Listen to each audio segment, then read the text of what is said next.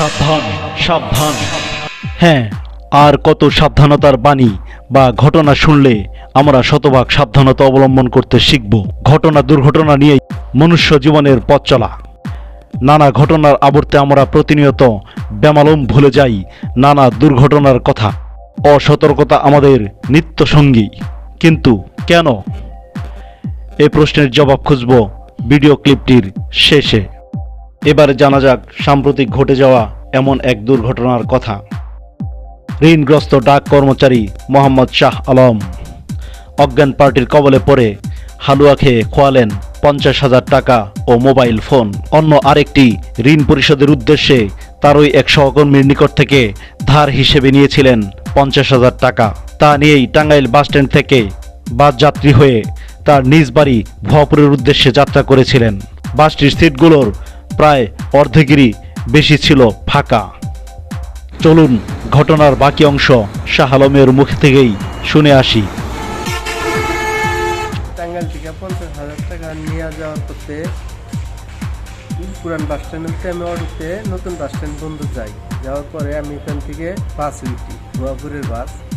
ওই বাসে ওঠার পরে বাসে 20 থেকে 25 জন যাত্রী ছিল। আমি একদম পিছনের সিটে যাই বসে আমার টাকাটা আমি 3টা সাইডে রাখি। 50,000 টাকা ভাগ করে 3টা সাইডে রাখি। পরে 2টা লোক উঠে ওঠার পরে আমার ডান সাইডে একটা লোক বসে, আর তারপরের অপোজিট সিটে আরেকজন বসে। পরে ওই ওষুধের বিজ্ঞাপন আমার হাতে দেয় একটা পড়ার জন্য। আমি বিজ্ঞাপনটা হাতে নিয়ে অমনি ফেরত দিই। ফেরত দেওয়ার পরে আমার পাশে যে ছিল ওই বিজ্ঞাপনটা পুরাটাই পড়ছে। করার পরে ও একটা হালুয়া জাতীয় একটা ওষুধ বের করে যে এটা আমাদের প্রোডাক্ট, এটা আমরা বেশি। পরে একটা ইনটেক প্যাকেট বের করে আর একটা হলো ভাঙ্গা লুজ প্যাকেট বের করে। এই লুজের থেকে 2টা পুরা বের করে 2টা লোকের দেয় আর একটা পুরা আমারই দেয়। ওই 2জন খায়। খাওয়ার পরে আমারটা আমি হাতে নিয়ে বসে থাকি। বসে থাকার পরে অনেক সময় পরে আমি খেয়ে ফেলছি। খাওয়ার পরে আমি এলাঙ্গা মতো সুস্থ গেছি। এলাঙ্গাতে বলছি যে ভাই আপনি বলে এলাঙ্গা নামবেন, তা নামেন নাই, তাই আমি সামনে মরে নামব। তারপরে আমি আর কিছুই জানি না কি দেখি হয়ে গেছে। আমি বাবুর গেছি না কোনো গেছি, আমার টাকা পয়সা কোনো কিছুই আমার সাথে নাই। আমি অজ্ঞান হয়ে পড়ে আসছিলাম। ওইখান থেকে আমাকে ধ্যানে তুলে নাকি গোবিন্দেশি পাঠাইছে। গোবিন্দেশ থেকে আবার আমাকে বাবুর হাসপাতালে আনছে। এলে আমি কিচ্ছুই জানি না। পরে আমি শুনলাম আর কি একটু সুস্থ হওয়ার পরে আমার জ্ঞান হচ্ছে 2 দিন পরে আমি জানি যে আমাকে এইভাবে রাস্তায় ফালায় রেখে গেছিল। এইটুকু নিচ্ছে, আমার 50,000 টাকা নিচ্ছে আর একটা মোবাইল নিচ্ছে। এই বলতে নিচ্ছে। আসতেছিলাম কোথা থেকে? আমি টাঙ্গাইল থেকে ভুয়াপুর যাইতেছিলাম।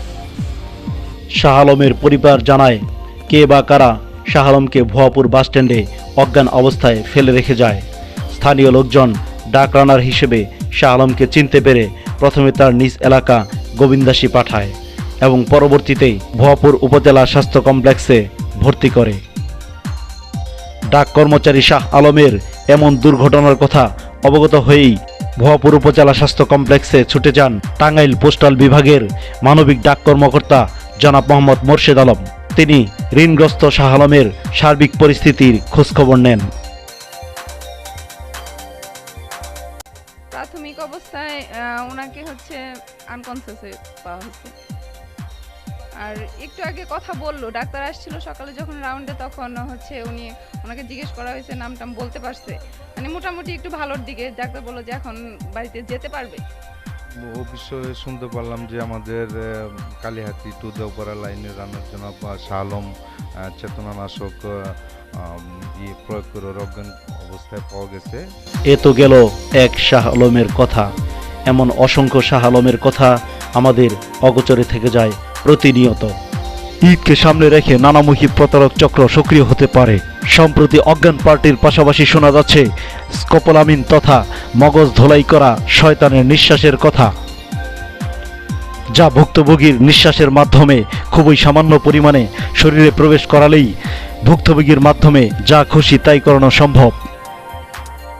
স্কোপোলামিন এক ধরনের মাদক। এটি মানুষের মন ও শরীরকে এমন গভীরভাবে আচ্ছন্ন করে ফেলে যে ব্যক্তি নিজের চিন্তাশক্তি হারিয়ে অন্যের কথা মতো চলতে থাকে। যখন এর কার্যকারিতা শেষ হয়ে যায় তখন ভিকটিম তার সাথে ঘটে যাওয়া কিছুই মনে করতে পারে না। স্কোপোলামিন ব্যবহার করে বিভিন্নভাবে মানুষকে শিকারে পরিণত করা হয়। সবচেয়ে প্রচলিত একটি পদ্ধতি হলো কেউ একজন কোনো একটি ঠিকানা লেখা কাগজ আপনার মুখের সামনে ধরে বলবে, এই ঠিকানাটা কোথায় জানেন? অথবা দেখতে অত্যন্ত নিরীহ ব্যক্তি একটি প্রেসক্রিপশন দেখিয়ে জিজ্ঞাসা করতে পারে, এখানে লেখা ঔষধটার নামটা কি বলতে পারেন?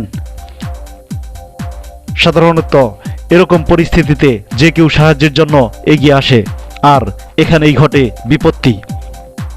তখনই কাগজে ছড়িয়ে রাখা স্কোপোলামিন ভিকটিমের নাক দিয়ে শরীরে প্রবেশ করে, আর এভাবেই মুহূর্তেই শয়তানের নিঃশ্বাস নামক স্কোপোলামিন ভিকটিমকে কন্ট্রোল করে ফেলে।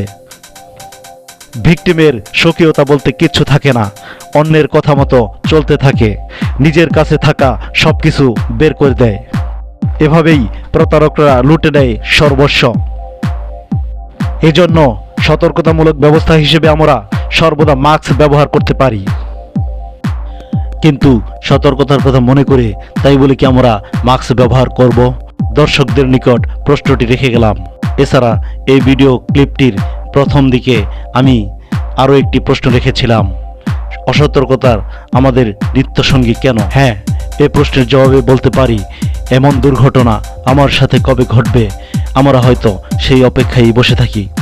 সেদিনই হয়তো বা আমাদের বোধোদয় ঘটবে। এটি আমাদের টেন্ডেন্সি হয়ে গিয়েছে। এমন টেন্ডেন্সি থেকে আমাদের বেরিয়ে আসতে হবে।